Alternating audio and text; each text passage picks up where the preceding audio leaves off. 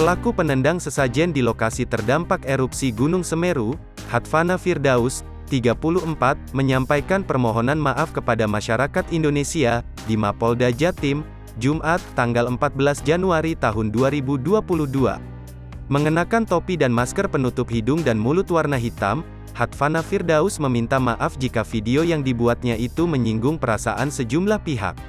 Kepada seluruh masyarakat Indonesia yang saya cintai, kiranya apa yang kami lakukan dalam video itu, dapat menyinggung perasaan saudara, kami mohon maaf sedalam-dalamnya. Terima kasih, ujarnya kepada awak media di Mapolda Jatim, Jumat, tanggal 14 Januari tahun 2022.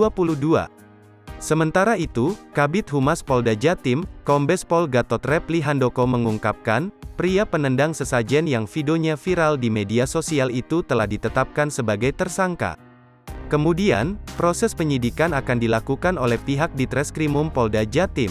Pemeriksaan dilaksanakan Polda Jatim. Statusnya, ia sudah jadi tersangka, ungkap mantan Kasat Sabara Polrestabes Surabaya itu. Pada Jumat, tanggal 14 Januari tahun 2022, pukul 4 waktu Indonesia Barat, tersangka tiba di Mapolda Jatim, setelah berhasil ditangkap oleh anggota Ditreskrimum Polda Jatim dan Polda DIY di sebuah daerah di Bantul, Yogyakarta pada Kamis, tanggal 13 Januari tahun 2022, pukul 22.30 waktu Indonesia Barat.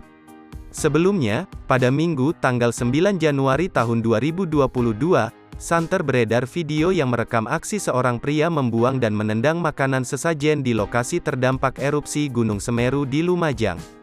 Diketahui, peristiwa itu terjadi di Dusun Sumbersari, Desa Supiturang, Kecamatan Pronojiwo, Lumajang. Lokasinya ada di dua titik. Pertama yaitu pura dan sungai yang berhulu dari Gunung Semeru.